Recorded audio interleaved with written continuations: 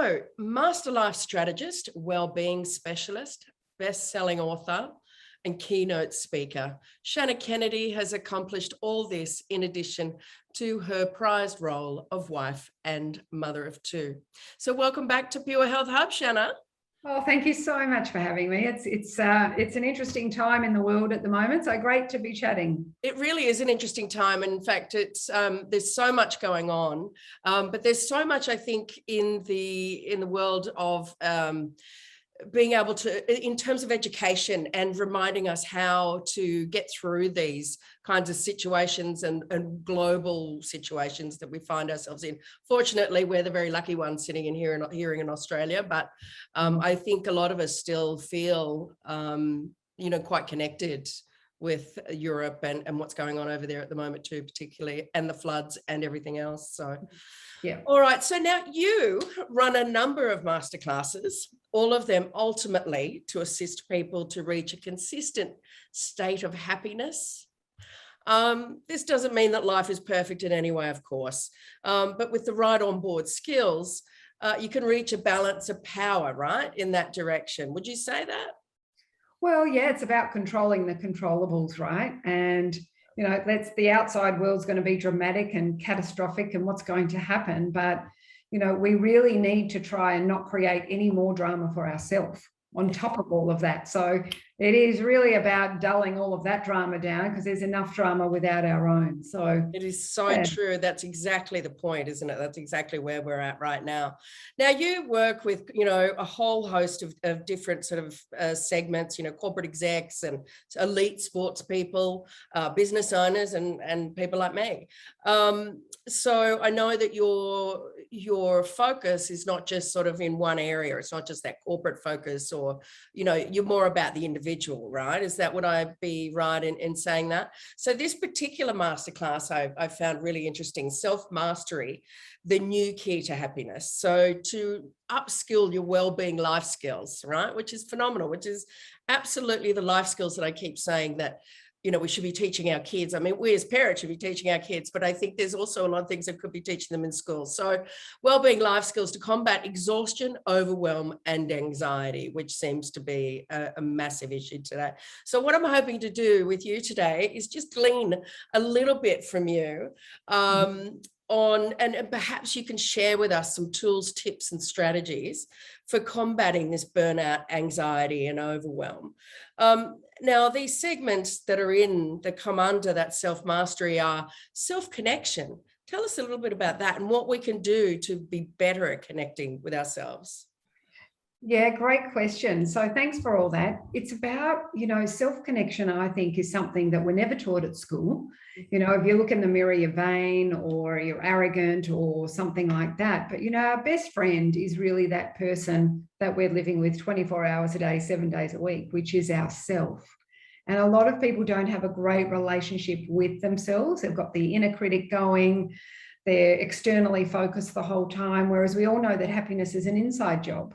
So really connecting back with ourselves and what's most important to you is where we always start. And a lot of people have really not thought about themselves for a long time.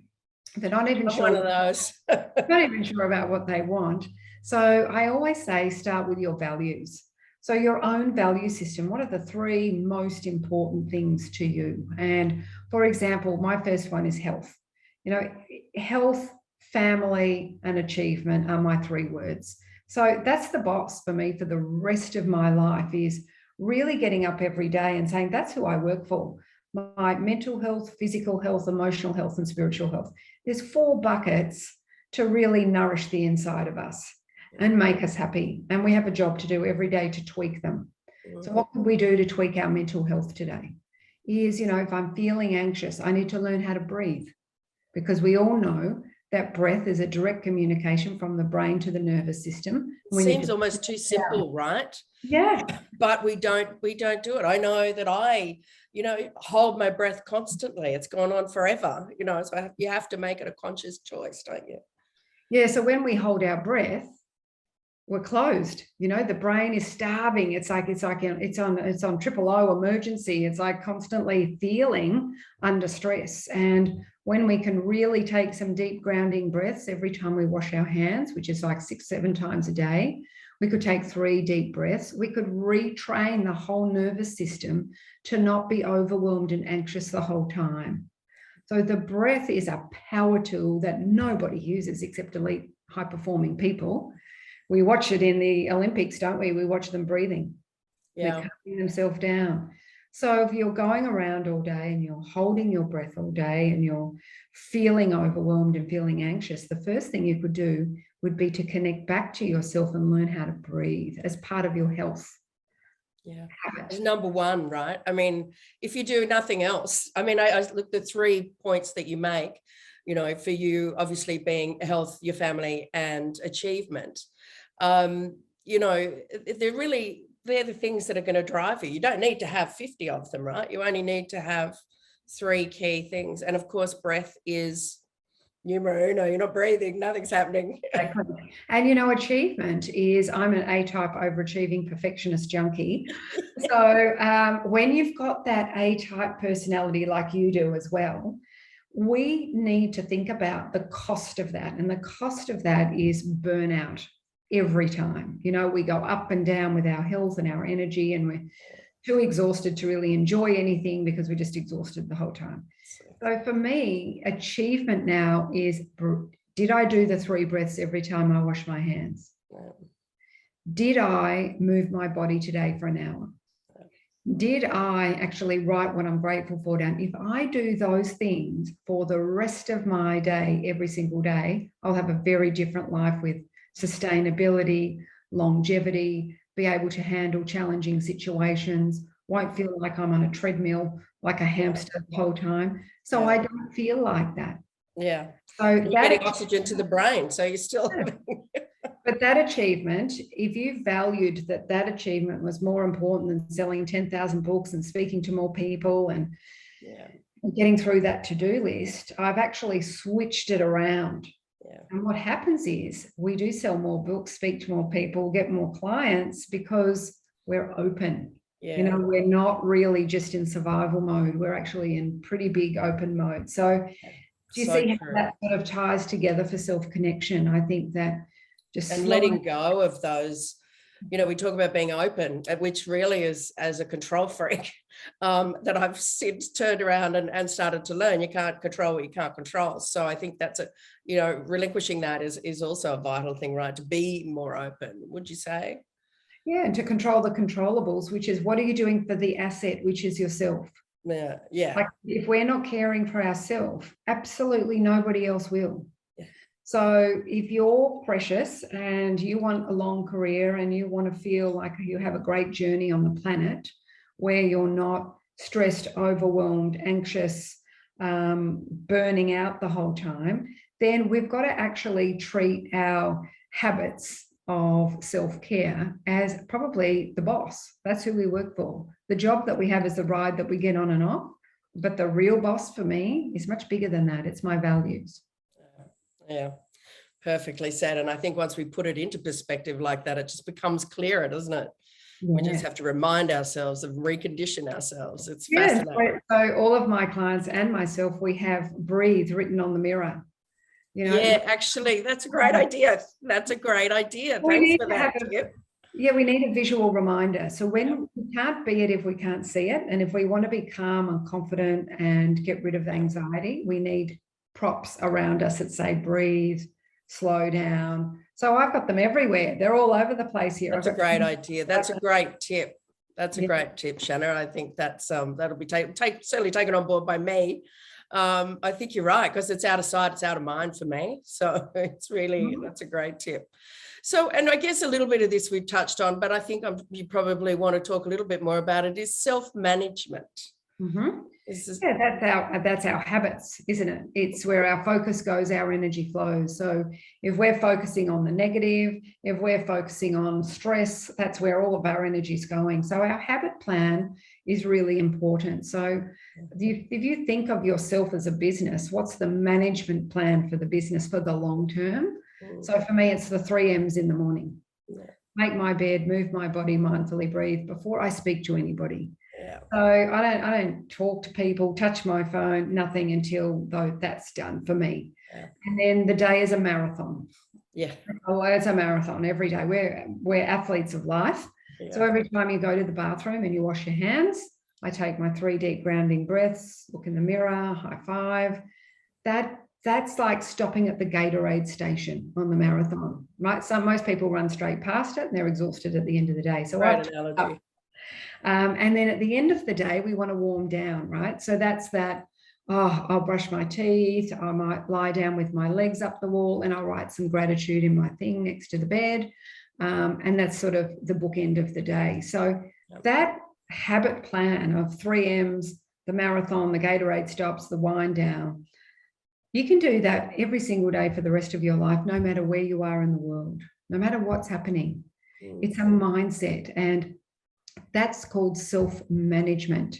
Because if you're taking your 3 breaths every time you wash your hands in the bathroom and you're slowing it down and you're just giving the brain a chance to catch up, then you're really able to manage your day and not lose your nights with exhaustion. Yeah, the rest time. And as you say, giving that brain a chance to digest what's been going on and itself breathe, take a breath, I think is critical, isn't it? But again, I think we keep putting so much pressure on it. I think we think it's invincible, but clearly it's not. Then differentiate them between, so we've got self-management, then we go to self-leadership. That's about where are you going? Because we all know that the brain needs a map, right? If it feels like it's not going anywhere, it's that treadmill of life feeling it's the same old, same old. I don't know if any of the listeners out there feel like it's just the same old, it's another year, it's another slog, and I don't want to feel like that. So the brain actually needs a set of instructions, so that's your vision. So think of yourself in 3 years' time, how old you're going to be, and think about, how do I want to feel? What do I want my money to be? Where do I want my learning to be? How do I want to feel in my body, my fitness, my strength, my flexibility, my breathing ability? And then we've got a map, what life experiences do you want? What trips do you want? What courses do you want to be doing? Where do you want your relationships and your network to be and your friendships? If you have created a vision for yourself and you've written it out, you've got a little vision board going there, you are pulled into a direction, and your brain gets up every day saying, I work for my values, I've got my management plan, and I'm going in this direction. Yeah. Life's pretty exciting. And it is, isn't it? Because it is all about you. I mean, this comes down to you. We spend our lives going, what's my husband doing? What's our children doing? What's our mothers, fathers, da-da-da-da. I think the key to this is really, again, we come back to ourselves, just ourselves, having a plan for ourselves. Yeah. And I think this is one of the things that we struggle with the most, is because when we get to a certain age, we go, okay, well, this is my time now. And then we go, well, how does that look? So, yeah, it is about planning. I think this is where we get a little bit lost. Well, I think until 50, you've sort of got a society plan, haven't we? Get married, raise your kids, or have a career or whatever. Take a European cruise and off you go, and then you fall off the perch. And then after 50, there's no plan. And so a lot of people, especially women, get really lost and they lose a lot of confidence because they haven't spent a moment saying, okay, well, where do I want to go on the map of life now? Yeah. How do I want to feel in my 50s and my 60s and my 70s and my 80s? And what do I want to be doing with my time? We need to be creative and dream and write things down. And then the brain gets excited. And then we know why we're getting up every day. Yeah, absolutely. Absolutely. And you talk about, the 50s, and I think the point is perhaps, in the previous generations, it was 50s, it was kind of almost over. And that's a fact because they were the numbers. But, we could have another 40 years. So if we don't sort of plan something, we're just really existing and sort of just flying through doing nothing, which is a slow deterioration anyway, isn't it? So it really is important that we take that ownership and create that map, right? So don't be that passenger. Passenger, we want to be a passenger. We want to be in the driver's seat saying, well, I want to be doing this in my 50s, and I want to learn this, and I want to write a book, and I want to play golf, or the reason I'm going to yoga in my 50s is for my 70-year-old self. She's going, oh, thank you. Thank you for doing that and investing in me and getting strong and flexible. I'm not going there today because I absolutely love it.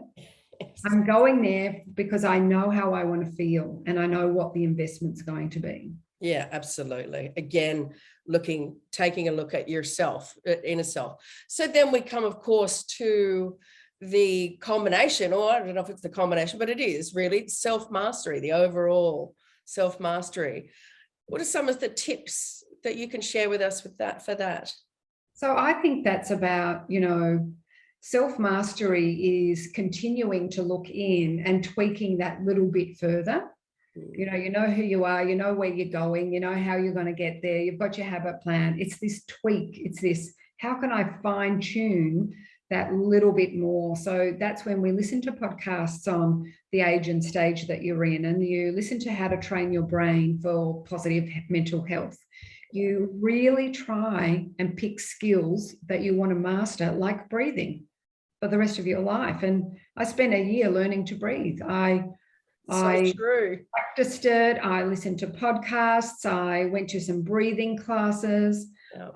I knew that if I really mastered the art of breath, I'd be able to control my hormones and my emotions and stop the roller coaster. So self-mastery is picking a couple of skills a year to really think, I'd love to learn that because I think it's really going to benefit me long term. Exactly. And the breathing thing for me, I remember when you come to that realization, or somebody reminds you of that, in the car for me is my time when I, sort of make sure that I'm, doing what I should be doing in terms of the breathing element. But I think that also comes to the emotion. I did want to mention or talk about the emotional side of things and controlling those. Coming from a European who's, feisty, for want of a better word, this is something that I've always, because Aussies have always said, well, Aussies have always said, oh, you're always so, animated and noisy and all of that. And of course, as a European, the emotions kind of come up too, very volatile, emotional father. But I always thought that, well, that's just who I am. But it does impact your life if you allow those emotions to get involved. So the self-mastery and self-connection is understanding that, for example, using that as an example. Yeah, 100%. I come from a Dutch background, so quite the same, big and work harder or you're nothing, really that work ethic was just jammed into my head and cost me my health. And we actually need to you do you now. Yeah. It's about, how do you want to feel? How do you want to react to things? And I don't want drama in my life. I want to be a high achiever who's like Roger Federer. I don't need the glitz, the glamour, the crazy throwing of the rackets and things. I just want to be calm and confident and get everything that I need and feel how I want to feel. And so the breath work for me was an investment in self-mastery. Yeah. The way that I'm moving my body is also an investment in my future self as well, because I know that for a flexible, adaptable mind to handling and navigating change, you have to move your body. Yeah. Healthy body, healthy mind. There is just like one of my favorites.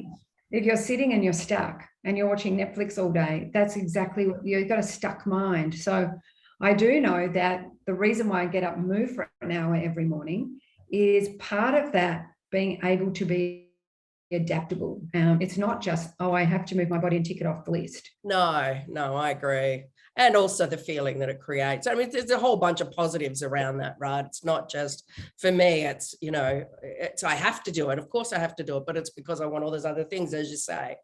I want the endorphins, and I want to be able to feel better, and I want to, so I think, but I think that really the key for me in this is just reminding ourselves of what we need to do to take this next step in life and make sure that we're taking ownership of that, right? So whether that's our physical, emotional health, well, it's both of them, ultimately both of those, but spiritual and everything else comes into that.